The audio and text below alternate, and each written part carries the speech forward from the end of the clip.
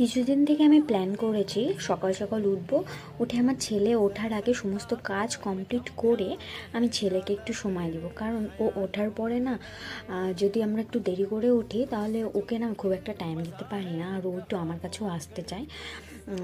এর জন্য আজ একটু তাড়াতাড়ি উঠে সমস্ত কাজ করে নিয়েছি, করে স্নান পুজো কমপ্লিট, তারপরেই আমার ছেলে উঠেছে।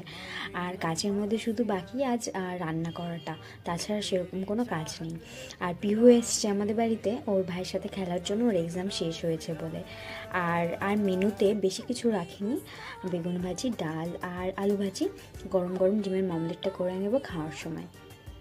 আর জানো তো, এই শীতকালে বেগুন ভাজা বা বেগুন ভর্তা এগুলো দিয়ে মানে ভাত খাওয়া হয়ে যায়, আমার তো খুবই ফেভারিট। তোমাদের কার কার খেতে ভালো লাগে? বেগুন ভাজির থেকে অবশ্য বেগুন ভর্তাটা বেশি টেস্টি আমার কাছে। আর আমার অনেক ইচ্ছে ছিল আমার একটা কন্যা সন্তান হবে, তাকে সুন্দর জামা পরাবো, ঝুঁটি বেঁধে দেবো। কিন্তু ছেলে হয়েছে কোনো ব্যাপার না, তা ঠিক আছে, ওকেও চুল বেঁধে দিয়েছি।